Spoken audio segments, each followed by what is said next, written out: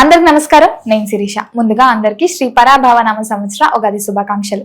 ప్రస్తుతం మనతో పాటు ఉన్నారు ప్రముఖ ఆధ్యాత్మికవేత్త, జ్యోతిష్య పండితులు, గాయత్రీదేవి పీఠాధిపతులు బ్రహ్మశ్రీ ఇటికల సుబ్రహ్మణ్య శర్మ గారు. గురుగారితో మాట్లాడదాం. నమస్కారం గురుగారు. నమస్కారం అమ్మా. గురుగారు, ముందుగా మీకు కూడా ఉగాది శుభాకాంక్షలు అండి. తప్పకుండా. ద్వాదశ రాశిలో అయిన రెండవ రాశి వృషభ రాశి వారికి ఈ సంవత్సరం ఎలా ఉండబోతుంది అంటారు? ఎలాంటి జాగ్రత్తలు తీసుకోవచ్చు అంటారు? ఆర్థిక పరంగా, ఆరోగ్య పరంగా ఎలా ఉంటే బాగుంటుంది అంటారు? తప్పకుండా అమ్మా. అయితే వృషభ రాశి వారికి పరాభవనామ సంవత్సరం ఎలా ఉండబోతుంది అన్నట్టు కనుక ముందర ఎవరెవరి వృషభ రాశిలో వస్తారో చూద్దాం. ముందుగా అయితే కృత్తికా నక్షత్రం 2, 3, 4 పాదాల వారు, అలాగే రోహిణి నక్షత్రం 1, 2, 3, 4 పాదాల వారు, అలాగే మృగశిర నక్షత్రం 1, 2 పాదాల వారు కూడా ఈ వృషభ రాశిలోకి వస్తారు. కాబట్టి వృషభ రాశిని చూసుకోవాలి. అయితే వీళ్ళ పేరును బట్టి చూసుకునేటటువంటి వారు, వీరి పేరులో మొట్టమొదటి అక్షరం కనుక ఈ ఉ ఏ ఓ వా వి వు వే ఓ ఈ అక్షరాలతో వారి పేరు ప్రారంభమైతే వీళ్ళందరితో వృషభ రాశి అవుతుంది. కాబట్టి వృషభ రాశిని చూసుకోవచ్చు.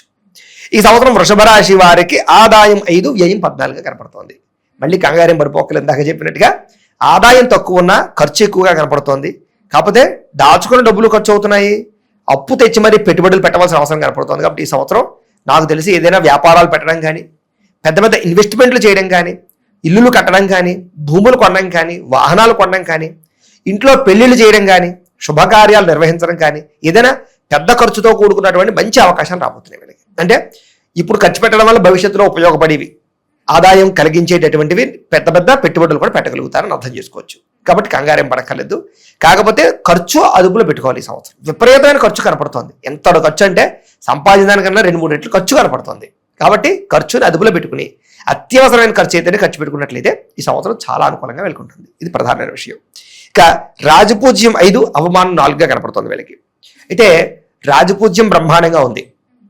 మెచ్చుకునే వాళ్ళు, స్నేహితులు లేదా వీళ్ళంటే ఇష్టపడే వాళ్ళు బాగా పెరుగుతున్నారు.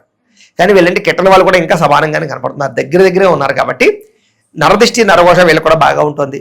శత్రువులు బాగా అంతర్గత శత్రువులు ఉండబోతారు. ప్రతి వ్యక్తి కూడా ఏదో రకంగా వీడిని పాడు చేద్దామని చూస్తుంటారు, వీడు పడిపోతే చూద్దామని చూస్తుంటారు.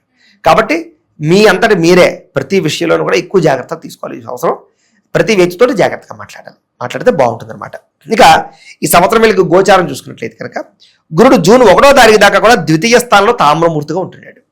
జూన్ 2వ తారీఖు నుంచి తృతీయ స్థానంలో లోహమూర్తిగా ఉంటున్నాడు గురుడు. మంచి యోగ ఫలితాన్ని ఇస్తున్నాడు. శని ఏకాదశ స్థానంలో చాలా బ్రహ్మాండమైన లాభాన్ని కలగజేస్తున్నాడు ఈ సంవత్సరం. రాహుకేతులు డిసెంబర్ 5వ తారీఖు దాకా కూడా ఏకాదశ పంచమ స్థానంలో ఉంటారు. మళ్ళీ డిసెంబర్ 6వ తారీఖు నుంచి దశమ చతుర్థ స్థానంలో తామ్రమూర్తి, సువర్ణమూర్తిగా సంచారం చేస్తూ ఉన్నారు.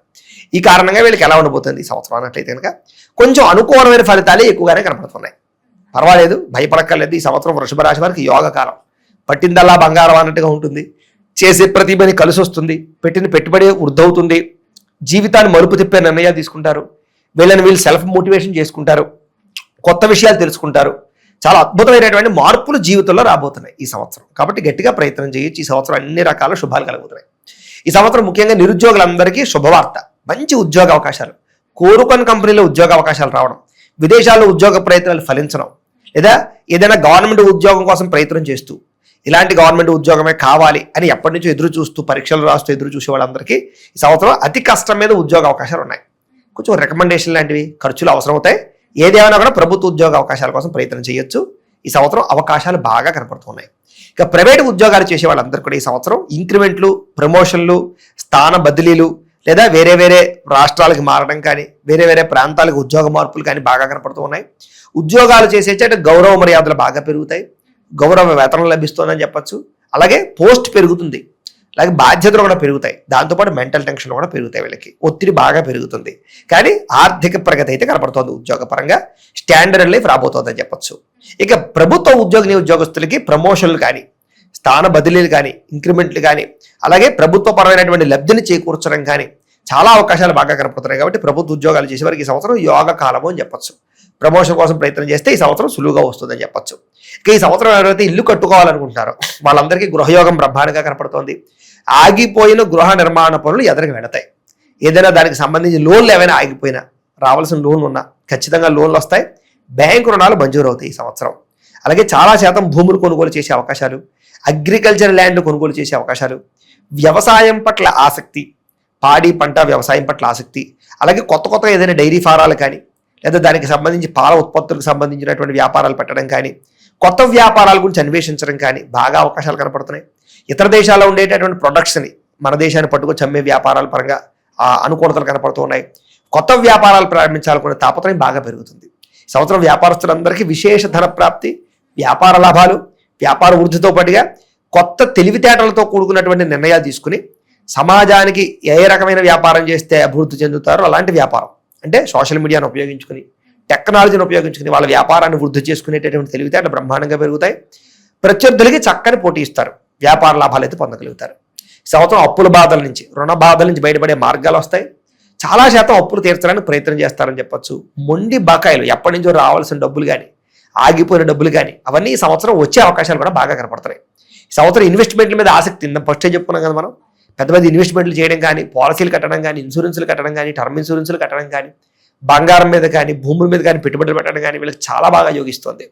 నూతన వాహన యోగం కనపడుతుంది. కొత్త వాహనాలు కొనడం కానీ, వాహనాలు మార్చడం కానీ, లేదా వాహనాల పరమైనటువంటి లగ్జరీ పరమైనటువంటి వాహనాల మీద ప్రయాణాలు చేయడం కానీ, తీర్థయాత్రలు విహారయాత్రలు చేయడం కానీ, ఆధ్యాత్మిక క్షేత్ర దర్శనాలు చేయడం కానీ, కుటుంబంతో కలిపి ప్రయాణాలు చేయడానికి, విదేశాలు వెళ్ళడానికి బాగా ఎక్కువగా తాపత్రయపడతారు. ఆరోగ్యపరంగా ఎలా ఉంటుందండి? ఆరోగ్య విషయంలో కొంచెం అస్వస్థతలు ఉన్నాయి, తత్తు జాగ్రత్తలు తీసుకోండి. పెద్ద పెద్ద ప్రమాదాలు ఏం కాదు, కానీ దీర్ఘకాలిక రోగాలు లేని వారికి రావడం కానీ, మెంటల్ టెన్షన్ల వల్ల వచ్చేటటువంటి రోగాలు, మానసిక రుగ్మతలు ఎక్కువగా కనపడతాయి. యాంగ్జైటీ, నిద్ర పట్టకపోవడం, సరైన సమయానికి ఆహారం తినకపోవడం, సరైన సమయానికి పడుకోకపోవడం, ఇలాంటి చిన్న చిన్న వాటి వల్ల ఎక్కువగా ఆరోగ్యాన్ని పాడు చేసుకునే అవకాశాలు ఉన్నాయి. కాబట్టి హెల్త్ కేర్ బాగా తీసుకోండి. రాత్రి నిద్ర విషయంలో ఎక్కువ డిస్టర్బెన్స్ కనపడుతుంది, కాబట్టి రాత్రి ఫోన్ చూడకుండా హాయిగా పడుకోండి.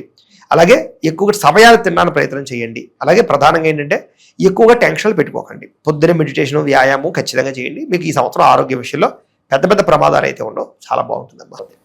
గురుగారు, ముఖ్యంగా మరి సంతాన యోగం ఉందంటారా? ఈ సంవత్సరం వివాహ సంతాన యోగాల గురించి చూద్దాం. వివాహం కాని స్త్రీ పురుషులందరికీ కూడా చాలా మంచి సంబంధాలు వస్తాయి ఈ సంవత్సరం. కాబట్టి కంగారు పడకుండా జాగ్రత్తగా జాతకాలు చూపించుకుని వివాహాలు చేసుకోండి. ఎందుకంటే జాతకంలో బలం లేకుండా, జాతకంలో సరైనటువంటి, అంటే కొంతమంది కుజుదోషాలు ఉంటాయి, కొంతమందికి ఏంటంటే పితృశాపాలు, సర్పశాపాలు ఉంటాయి. ఇలా అనేక రకాల కారణాల చేత కూడా వివాహాల విషయాల్లో ఆలస్యాలు అయిపోతూ ఉండడం, లేదా సంబంధాలు సరైనవి రాకపోవడం, ఇలా కొంచెం ఇబ్బందులు పడుతూ ఉంటారు. అలాంటి వారు ఏంటంటే ఒకసారి జాతకం చూపించుకోండి. మాలాంటి వాళ్ళకి ఫోన్ చేస్తే మేము జాతకం చూసి ఏదైనా పరిస్థితులు ఎలా ఉన్నాయో చూసి ఏ నిర్ణయం తీసుకోవాలో చెప్తూ ఉంటాం. కాబట్టి అది దేని గురించి అయినా సరే ఒకసారి జాతకం చూపించుకున్నట్లయితే, లగ్న బలం బాగుండి దశలు బాగుంటే కనుక వాళ్ళు ఈ సంవత్సరం వివాహ ప్రయత్నాలు చేసినట్లయితే మంచి సంబంధాలు వస్తాయి, తొందరగా వివాహాలు అవుతాయి. ప్రేమించినటువంటి వ్యక్తులు కూడా వివాహ యోగ్యతలు, ప్రేమ వివాహాలు ఎక్కువగా జరిగే అవకాశం ఈ సంవత్సరం బాగా కనపడుతుంది. కాబట్టి ఎప్పటి నుంచో ప్రేమించుకుంటూ పెళ్లి అవ్వట్లేదని బాధపడే వాళ్ళందరికీ ఈ సంవత్సరం వివాహ యోగం ఉందని చెప్పొచ్చు. సినిమా, టీవీ, మీడియా రంగాల వారికి ఈ సంవత్సరం బాగా బ్రహ్మాండమైనటువంటి దశ కనపడుతుందని చెప్పొచ్చు. ఎదుగుదల కనపడుతుంది, కొత్త కొత్త అవకాశాలు రావడం, ఇతర భాషలలో కూడా అవకాశాలు రావడం, లేదా వెబ్ సిరీస్లో అవ్వచ్చు, లేకపోతే సీరియల్స్లో అవ్వచ్చు, సినిమాల్లో అవ్వచ్చు, మంచి మంచి డైరెక్టర్లు వీళ్ళకి అప్రోచ్ అవ్వడంతో పాటుగా మంచి మంచి అద్భుతమైనటువంటి కథలు ఎంచుకునే అవకాశాలు కనపడుతున్నాయి. సక్సెస్ రేట్ కొంచెం బాగా ఎక్కువగా పెరుగుతుంది. కాబట్టి సినిమా, టీవీ, మీడియా రంగాల వరకు కూడా చాలా బ్రహ్మాండంగా కనపడుతుంది. విదేశాల వెళ్ళడానికి వీసాల కోసం ప్రయత్నం చేసేవారికి ఈ సంవత్సరం తొందరగా వీసాలు వచ్చే అవకాశాలు ఉన్నాయి. విదేశాల్లో ఉండేటటువంటి భారతీయులందరికీ కూడా అక్కడ ఉండేటటువంటి మనుషులతోటి సమైక్యం అవ్వడం కానీ, లేదా అక్కడ ఏదైనా మంచి మంచి పనులు చేయడం కానీ, అక్కడ ఏదైనా రాజకీయాల్లో వీళ్ళు మంచి వ్యవహారం చేయడం కానీ, అక్కడ ఉద్యోగపరంగా, వ్యాపార పరంగా అవకాశాలు రావడం కానీ, అక్కడ ఇల్లు కట్టుకోవడం కానీ, ఇల్లు కొనుక్కోవడం కానీ బాగా కలిసి వస్తున్నాయి విదేశాల్లో. కాబట్టి అనుకూలంగా కనపడుతుంది. ఈ సంవత్సరం ఎవరైతే రాజకీయ నాయకులు ఉన్నారో వీళ్ళందరికీ కూడా మంచి రాజకీయ పదవులు కనపడుతున్నాయి చెప్పొచ్చు, పదవి యోగ్యత కనపడుతుందని చెప్పొచ్చు. కాకపోతే ప్రత్యర్థులు బాగా ఎక్కువ ఇబ్బంది పడతారు, వీళ్ళని నిందారోపణ చేస్తారు, ఏదో రంగా వెళ్ళి ఇరికించడానికి ప్రయత్నం చేస్తూ ఉంటారు, కేసుల్లో కానీ రకరకాలుగా. కాబట్టి అలాంటి విషయాల్లో జాగ్రత్త తీసుకుంటే ఎలక్షన్స్లో పాల్గొనే వాళ్ళందరికీ ఈ సంవత్సరం పదవి యోగ్యతలు కనపడుతున్నాయి, నామినేటెడ్ పదవి అవకాశాలు కూడా కనపడుతున్నాయి, ఎలక్షన్స్లో విజయాలు కనపడతాయి. మరి గురుగారు, మొత్తం మీద ఈ వృషభ రాశి వారందరికీ బాగుండాలంటే ఏ దైవారాధన బాగుంటుందంటారు? ఎలాంటి పరిహారాలు చేసుకుంటే బాగుంటుంది? తప్పకుండానమ్మా. ఈ సంవత్సరం వృషభ రాశి వారు ఖచ్చితంగా చేసుకోవాల్సినటువంటి జాతక దోష పరిహారాలు ఏంటనగా, రాహువుకి, కేతువుకి, శనికి, కుజుడికి జపతర్పణ హోమాలు చేయించుకోవడము, అలాగే దుర్గా అగ్ని విష్ణు హోమము, మన్యసూక్త హోమము, లక్ష్మీ కుబేర హోమము చేయించుకున్నట్లయితే ఈ సంవత్సరం ప్రతి పనిలోనూ దిగ్విజయంగా ఉంటుంది, ఏ సమస్య నుంచి బయటపడగలుగుతారు. అయితే ఈ జపాలు హోమాలు చేయించుకోవాలన్నట్లయితే మమ్మల్ని సంప్రదిస్తే మా పీఠంలో మేము బ్రాహ్మణులతో చేయించి పెడతాం.